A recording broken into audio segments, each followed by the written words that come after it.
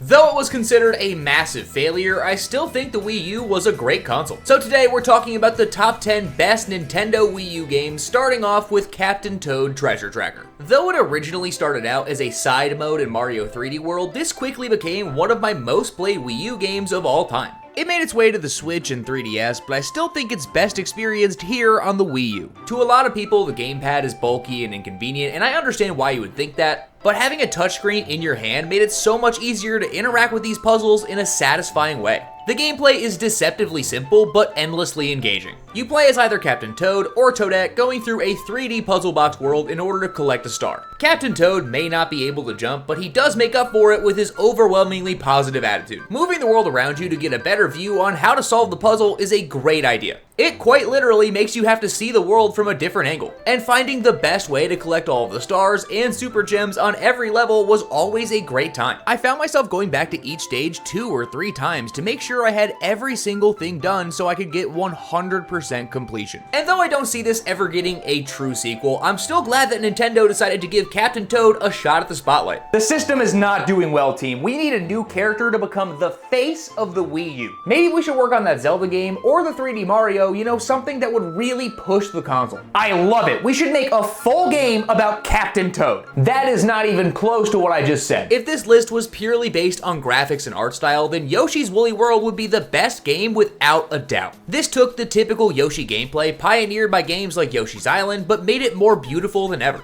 Every detail in this world has an art style similar to a hand-knitted sweater from your grandma. And though the art style is my favorite part, the core gameplay is still really good. Yoshi controls just like he has in his other adventures. He has the ability to flutter kick, consume enemies whole, and throw their bodies at targets. And though that might sound deeply disturbing, it's okay because he's adorable. This is a much more laid-back Yoshi experience, especially compared to his earliest adventures. That's not to say this game is a breeze all the way through, because it can get pretty tricky, especially towards the end. But for the most part, the moment-to-moment gameplay is a lot more relaxed. And honestly, I love that this is the direction Yoshi's going in. Not every platformer has to have the same level of difficulty as something like Donkey Kong Country. And having this be a game that's not only accessible for new players, but also fun and engaging for lifelong fans, gives me hope that Yoshi will continue to get great new adventures in the future. You can easily breeze through this game by yourself or with a friend over the course of a few hours, but if you want to collect all of the flowers or wools to get all of the different color Yoshis, it's going to take you a pretty long time. And just like Captain Toad, this is also available on the 3DS. And though it hasn't come out for the Switch yet, I'm still holding out hope that someday it will.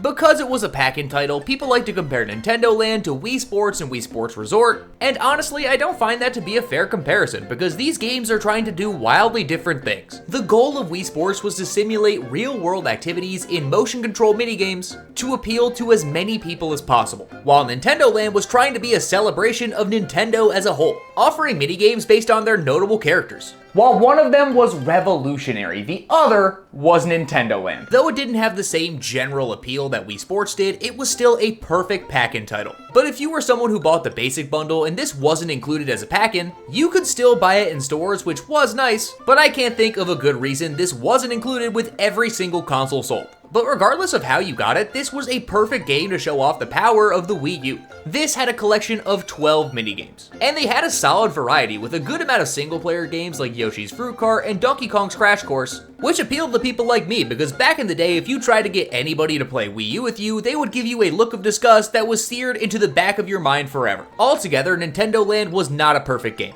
And I'll never understand why they didn't include this in every bundle, but to this day, whenever I break out the Wii U, this is one of the first games I always play. And if you can find a way to play with friends, it's even better. Looking back, a game like Mario Maker is a no-brainer. Giving people the ability to make their own custom Mario worlds is a genius idea. But we weren't just given one game, we were given 4 separate entries to make our own levels for. So whether you're a fan of Super Mario Bros. 3, Super Mario World, or even the new Super Mario Bros. Games, you could make whatever you want. And that level of customization alone was enough to make this one of the most popular games on the entire console. Whenever I would load this up to play some fan-made levels, people's creativity always astounded me. I love 2D platformers as much as the next guy, but some of these levels were actually insane. And I do not understand how some people are able to beat these stages. What are you playing? The hardest possible levels on Mario Maker. This would Mario make me want to play in traffic. Though Nintendo did shut down the servers for the Wii U, and there technically is no official way to play play online, there is still the 10-course challenge mode that allows you to play Nintendo-made levels in the game, and though it's not as good as it used to be when the online services still work, it's still worth checking out because these levels are really well made. And it doesn't matter if you're a Mario Kaizo player or just a typical fan, there is something for everyone. I don't know what can be said about Mario Kart 8 that hasn't been said over 1,000 times yet, but this was the game that Wii U players used to justify their purchase. Will you please buy our console? Oh, that thing sucks. Get out of here. What if we made a new Mario Kart? I said get out of here before I called the cops. Mario Kart 8 was the first real system seller that released on the console. And with it, it brought a handful of changes that easily made this one of the best Mario Karts of all time. This built on a lot of the new additions from Mario Kart 7, like the ability to glide and drive underwater, but now for the first time ever, you could drive upside down in gravity-defying segments on all of the tracks, which brought these courses to life like never before. They designed both the new and returning tracks with so much care, it is frankly stunning. The selection of playable characters was pretty good, even if there were a lot of Koopalings. And it was even the first Mario Kart to include DLC. Here, have every dollar I have ever earned. DLC has always been a hot topic in gaming, but I will never look at this as a bad deal. Getting a load of great new tracks and a bunch of characters who had never been playable in a Mario Kart game before, especially the ones that were outside of the Mario universe, was a deal that I simply could not pass up on. It was also the first time that we saw 200cc be added to a game, bringing the already fast-paced action of Mario Kart to even greater speeds. And when you put it all together, Mario Kart 8 ended up being a love letter to Nintendo fans, giving us not just another incredible Mario Kart game, but a celebration of Nintendo as a whole. And though it lived a life that was arguably way too long, I will always appreciate the countless hours I spent playing this game. I know I said that every game doesn't have to be as difficult as a Donkey Kong Country, which is absolutely true unless you're talking about Donkey Kong Country. And though Tropical Freeze may be the last typical Donkey Kong Country that we ever get, I can see the argument for this being the best in the entire series. Every time I play a Donkey Kong Country game, I am shocked at how accurate and incredible the game feels. Compared to Mario and Yoshi, Donkey Kong has always felt heavy, but it's that weight that helps the game feel as precise as it does. But that wouldn't matter at all if the level design was bad, but it is far from it. I have beaten through Tropical Freeze so many times, and every time I do, I am shocked about how good these levels feel. The platforming feels great, and even though it can take a while to get used to, when you do, you are in for one of the most satisfying 2D platformers of all time. And aesthetically, this game is up there with Yoshi's Woolly World for being one of the best looking games on the console. And of course, with this being a Donkey Kong Country, it has one of the greatest soundtracks in video game history. If you haven't played Tropical Freeze, you are missing out on one of the best Nintendo games ever made. And it doesn't matter if you play it on the Wii U or the Switch, it's a great time on both. The Legend of Zelda is a series that transcends time. The original was a groundbreaking game on the NES. Ocarina of Time is still looked at as one of the best video games ever made, right up there with Breath of the Wild, another incredible game that did release on the Wii U, but playing it there is a bit of a chore. Is this Breath of the Wild on the Wii U? Yeah, I just wanted to play the game how it was originally intended. Oh, I'm sorry, I didn't realize you hated yourself. But I think the best Zelda game available on the console was Wind Waker HD. To be fair, you could also sub this out with Twilight Princess HD because they're both incredible games, but personally, I prefer Wind Waker. This took the incredible GameCube game and brought it to the Wii U with a ton of quality of life changes. At its initial release, the Wind Waker got a lot of constructive criticism about its art style, but this cel-shade art style is timeless, and honestly, it's my favorite that the series has ever looked. Link is so expressive, and he looks like he was pulled right out of a storybook. Navigating the flooded Hyrule on the King of Red Lions has brought me endless hours of joy. There is something almost therapeutic about taking to the high seas and exploring the world of Hyrule from island to island, and I never got bored of finding all of the secrets that there were to uncover. Though this follows mostly the same typical Zelda story that we always get with Link having to save Zelda from Ganondorf, it does it in a much more satisfying way. The dynamic between Link and Tetra is my favorite in the entire franchise, and this version specifically is the best way that we have ever gotten to experience the Wind Waker. The addition of the Swift Sail alone made playing through this game so much more enjoyable. And even though the GameCube version is now on Nintendo Switch Online, I am still hoping that Wind Waker HD and Twilight Princess HD come to the Switch or Switch 2 at some point. Pikmin is a series that I'm glad that Nintendo is finally giving a good amount of attention to. And though there is a lot of deliberation about what Pikmin game is the best of the best, in my personal opinion, I think Pikmin 3 is the best in the entire franchise. In this game, you play as Alf, Brittany, and Charlie, explorers who came from the planet Kopai in search of food and crash landed on a planet. And after narrowly surviving, they enlist the help of the local Pikmin so they can leave the planet with as much food as they possibly can. The core Pikmin gameplay ever since the original has been some of my favorite that Nintendo has ever made. There is something about resource management in this capacity that I find so much fun. And being able to play as 3 separate characters at one time makes multitasking an absolute breeze. Quickly snapping from one character to another to maximize how efficient you're being with your time is so rewarding. And every time I play through this game, I do a little bit better than my last, which encourages me to keep trying again and again, and I have been doing that for years. This is one of almost every single Wii U game that was ported over to the Switch, and though I can't say the Wii U version is the definitive way to play, I personally enjoy playing this with the Wiimote and Nunchuck because that's how I originally learned how to play. I feel like I'm more accurate when I'm able to point and click with the Wiimote as opposed to using the Joy-Con. But if someday we get a Pikmin game with mouse controls, I would be ecstatic.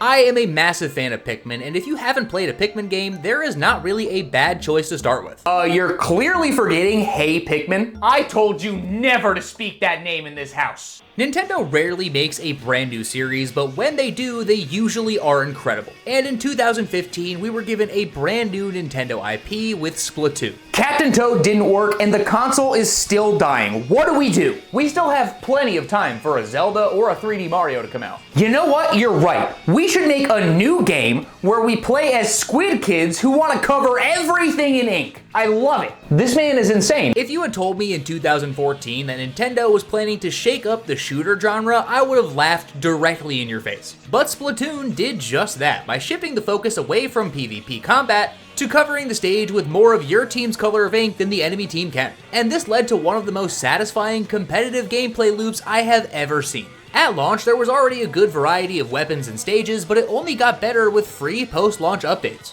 And though there is no official way to play the online anymore, when it was available, it was so much fun. You can still get more or less the same experience that you had here in the modern Splatoon games on the Switch, but when this first came out, I was absolutely hooked, and I've had a hard time getting into the other Splatoon games like I did with this one. But if you want to experience what the early days of Splatoon was like, you can always play the original game story mode, which is one of my favorite parts about all the Splatoon games that we've gotten. The story in a Splatoon game is never anything that is that incredible, but honestly, I find it to be one of the best parts of all of the games, and I would love a full single-player Splatoon game to come out in the future. But as it stands, this is the series that defined the Wii U's life. Getting a brand new first-party Nintendo franchise that's as popular as this is a rare thing to see, and the fact that it got its start on a console that sold a grand total of 8 units worldwide is surprising, but also kind of genius. But before we get to the #1 spot, I have a couple honorable mentions. Super Smash Bros. For Wii U was a phenomenal time, introducing brand new concepts to the series for the first time, like DLC characters and 8-player Smash. And though I personally don't think this is the best Smash Bros. Game, for its time, it was really solid. And there's a reason it was one of the best-selling games on the entire console. I know that a lot of people dislike the new Super Mario Bros. Games because they were overdone for a very long time, but I think New Super Mario Bros. U was really fun. It took the co-op gameplay from New Super Mario Bros. Wii and brought it into HD for the first time ever. But by the time this released, a lot of people had already had their fill with the New Super Mario Bros. Series. But despite that, I still find this to be a great time. And even though it got brought to the Switch, if you're gonna play New Super Mario Bros. U, this is the best way to do it. And I know this list has been entirely Nintendo games because most of the third-party lineup on the Wii U was lackluster to say the least, but one game that is incredible regardless of where you play it that I first experienced on the Wii U was Shovel Knight. This is a video game that I think everybody should experience at least once in their life. If you have ever at least slightly enjoyed an NES game, then Shovel Knight is going to be for you. Whether it was the music, the platforming, or the boss battles, every part about this game was crafted with care. But the best game that released for the Wii U was Star Fox Zero. I can't even say that name without wanting to... Excuse me, I meant Super Mario 3D World. On the 3DS, we got Super Mario 3D Land, a game that I absolutely adored and had a hard time putting down. But Nintendo saw how well that formula worked and decided to make a full home console version with Super Mario 3D World. combining 2D and 3D Mario in the best way possible. Having the objectives and power-ups from a 2D Mario game and the ability to navigate a 3D environment was a perfect combination. This takes inspiration from a bunch of different Mario games that we've seen in the past, like the character selection that heavily resembles the one that we saw in Super Mario Bros. 2. A game that wasn't actually a Mario game, it was a— I swear to God, if you say Doki Doki Panic, I will strike you. Please don't hurt me. The level design here is extremely solid, even if the game can feel a little bit easy at times. But the levels offered so much variety. And whether you were playing a standard level, doing one of the small challenge levels to get a green star, or doing one of the brilliant Captain Toad levels, it was all of the little parts that came together to make this an incredible experience. And it doesn't matter if you're a seasoned Mario player or someone who's hopping into the series for the first time ever, this is a great platformer. And I hope Nintendo makes more games in this style in the future.